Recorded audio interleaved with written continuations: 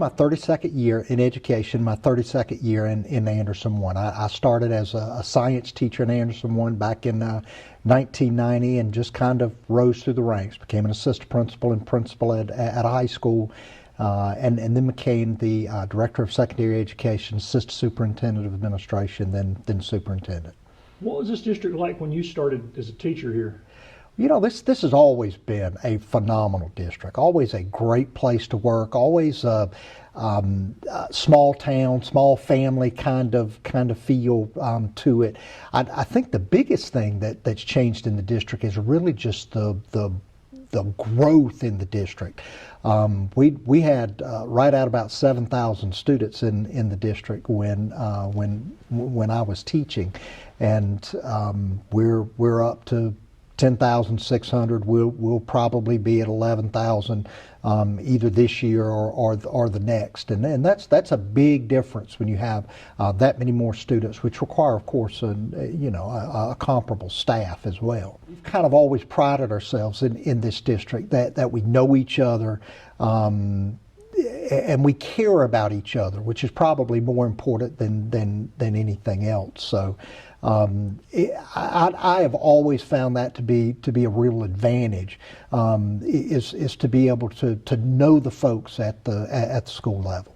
We were in full swing in all of our sports. There was an occasional game that had to be canceled due to either the other team or our team, significant number of players that were in the protocol. But for the most part, this was a pretty normal year when it came to not just sports, but all kinds of extracurricular activities. Student councils were able to hold their fun nights and events that they had, and parents were certainly welcome back into school for awards days and things of that sort. So we were glad to be back to normal in that area. You get a student who's involved in school in some way other than going to class, and that's a student who's going to be they're going to probably graduate from school. They're going to probably be more engaged, and certainly anything that we can do as a district to promote those extracurricular activities, the ROTC, the band, the sports program, the music program, the art program, student government, lots of clubs that schools have. Those are really important parts of schools, so that students are involved in school other than just going to class. First of all, the things we're looking forward to is really getting back to the work at hand, being able to spend our resources and our time and effort and energy in really looking at how do we improve learning? How do we make sure that students are learning, and all those students are learning at high levels? We are really glad that we're back in that business now, and we don't have to spend our time and energy in other areas. So those are really important. Of course, one of the concerns is, as most school districts, we did have some students who lost some ground over the 2.5 years of COVID, and that's a challenge for us, is to get those students back up to speed, and to essentially eliminate any remnants of the COVID slide that we may still see out there academically. We are growing at a really rapid rate. We grow about 100 to 300 students a year, anywhere from 1 to 3%. And of course, this year we saw the largest number of increase of students than we've ever had in Anderson 1. And of course, if you drive around the district, you know exactly why that is. It is subdivision after subdivision, apartment after townhome. There are lots and lots of and it's development. Accelerating. Yeah. It absolutely is, and that creates some real challenges for us. First and foremost is being able to find qualified teachers. It's that's difficult whether you're a growing district or not. But when you're a growing district and you're adding teachers every year, and it's really important that we add quality teachers, not just a body in the classroom. Our personnel department really has to work extremely hard to make sure that we're getting the best and brightest that are out there. And then the other issue is just classroom space. Is that you quickly run out of space. We added, since 2019, we added 66 classrooms in the district, and just about every single one of those are filled now. That is a rate that is incredibly difficult to keep up with. But that'll be one of the challenges for us for this coming school year, as well as moving forward, is where do we put the students and the new teachers. We really have to look to our property owners in Anderson One, and that was really the whole purpose of the impact fee, was to hopefully decrease the impact of the school growth on our property owners in our district. But unfortunately, in South Carolina, that's the mechanism. You have to sell bonds in order to build buildings, in order to build new schools, in order to add additions to schools. And so for us, we have three mechanisms, and we'll obviously use all three of those. One is we'll need to sell bonds. For the first phase of our next building program, we'll have to sell about $20 million worth of bonds. We'll put about $23 million worth of local option sales tax will be used, and then we'll use some local funds as well to supplement that as well. So those are the three areas that we'll use to gather funds in order to build new buildings and to add on to buildings that are over capacity. The two types of districts that are really hurt with Act 388 is districts that are growing, particularly quickly growing districts, and districts that don't have a lot of industrial business tax base. Unfortunately, Anderson One gets the brunt of both of those. We have lots and lots of subdivisions, and of course, as you know, we don't receive any operational money from those owner-occupied homes. And so the brunt of that falls to the businesses and the rental properties and the vehicles. So Act 388 is certainly a big issue for us. This past year, we lost approximately $11 million because of Act 388. For us, that's a lot of money. That's a lot of money. Had Act 388 not been passed, we would have those funds available for construction projects, hire new teachers. Until Act 388 is altered, we're going to be in this condition for quite a while. It doesn't matter for us whether it's a custodian, a bus driver, a teacher assistant, a teacher, an administrator, a guidance counselor. They are all very difficult to find. All of the school districts are certainly competing for quality employees, and that creates a real challenge for us to be able to maintain salaries, to be able to keep salaries at a position where people are interested in applying for positions and keeping people. We really have to do a really good job of taking care of our employees to make sure that we get and keep the very best that we can.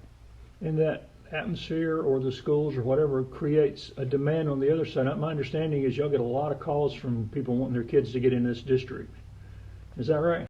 We do. We get literally hundreds of calls a year asking, how do we get into Anderson One, or how do we keep our kids in Anderson One? And unfortunately, the answer to that is pretty simple. We got to live in Anderson One, and of course that's what they're doing. They're moving into the school districts, and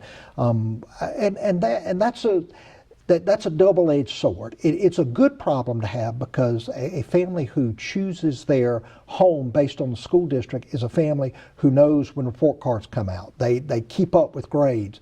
They are very sensitive to students falling behind academically, and all of those are good things for school district. But of course, it creates a demand for space and additional teachers that has to be rectified as well. We are just finishing finishing up our 2019 bond referendum construction projects.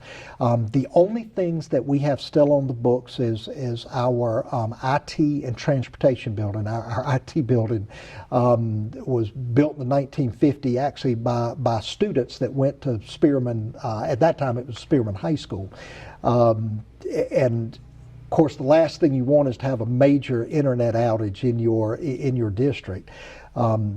So that should be completed by December. We've got some roof work going on that should be completed in the next couple of months as well.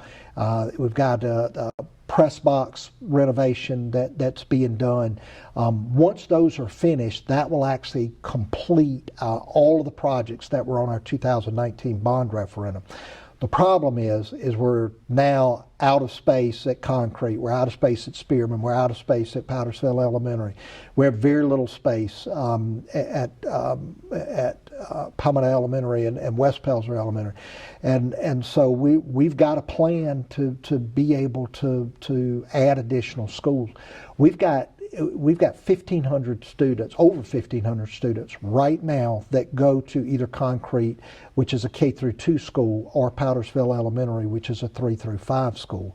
That is easily 3 schools.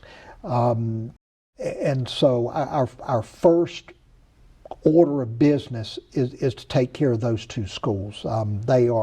They are at or over capacity, and Concrete, we've got 3 portables. We may have 6 or 10 before we're able to build a new elementary school. But that's certainly the first order of business is to build an elementary school to relieve those 2, as well as Powdersville Middle School added a 10-room addition in 2020, and we're full. So it's a challenge. So we built that 10-room addition with the understanding that we would be able to build 10 rooms on top of that when we had the funds to do it, and so we'll need to do that very soon at Powdersville Middle as well. In a perfect world, if you've got about 500 to 700 students, that's a really good sized school. It just works really, really well. Philosophically, our district has kind of been opposed to having those 12 and 1,500 elementary schools, and the reality is by the time we add all of those additions on, we probably could build a new school anyway. So. That's really what we need to do. It also will help us relieve some traffic congestion as well. Anybody that's driven to the Powdersville schools during arrival or dismissal knows the real issue of traffic, and of course, being able to take some of those students to another location will certainly help with that traffic. I think one of the things that we're struggling with, that probably all school districts are struggling with, is really the mental health issues that our students are struggling with. We have seen a significant rise in things like depression and anxiety, and those are issues that really affect the quality of instruction and the quality of learning that students have.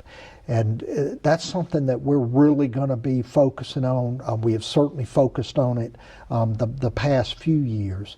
Hiring additional mental health counselors is really important. Having systems in place to kind of catch kids before they get too far down that road is really important to us.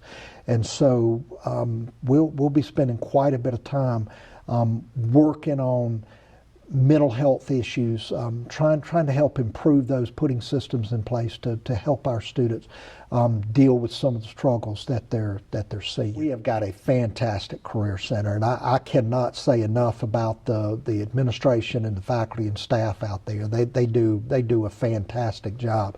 At this point, it's one of those situations where really, just like us, they could probably double the number of students that want to go out there, but they just don't have the space. They don't have the room to do that. So Ms. Harrell's been very strategic. Their board has been very strategic about saving money and looking to the next phase as far as what building gets built next and which programs they can expand and which new programs they can add. So they've done a tremendous job with that for sure. We definitely have a new principal at Wren High School. We're certainly going to miss Dr. Seth Young. He took a promotion and is now assistant superintendent of Human Resources in Pickens County, which was a really good promotion for him. We hate it that he's gone, but very, very proud of him and everything that he's accomplished. And assistant principal at school, Kyle Whitfield, was named the new principal about a week ago, I guess it was. Very excited for Kyle. Wonderful person. Staff. Obviously, he's got great relationships with the students and staff there, so we're looking for great things from Mr. Whitfield. And test scores looking okay in spite of all the... You know, they actually are. We have been pleased. Obviously, we knew we were going to take some hits because of the COVID issues that we've had, but I think we've been real pleased with where we are relative to the state. I think our teachers, our administrators have done an exceptional job of focusing on the things that matter. Once those test scores are released, I think we'll be pretty pleased with them. One of the things that we've been working on for the past couple of years, that actually started before COVID, and COVID really kind of slowed down our plans of implementation, is the full implementation of the professional learning community. We believe wholeheartedly that that's the system, that's the mechanism that's going to allow us to get to the next level. We do really well academically, but we also have some students who don't perform well. And we feel like this mechanism, the professional learning community, Tell me what that is, I'm not sure. Well, professional learning community is really teachers working together in order to be able to help students be successful, in order to help them learn the material. And it really revolves around 4 questions. What do kids need to know? What do they need to be able to do? What's the most important things that students need to know?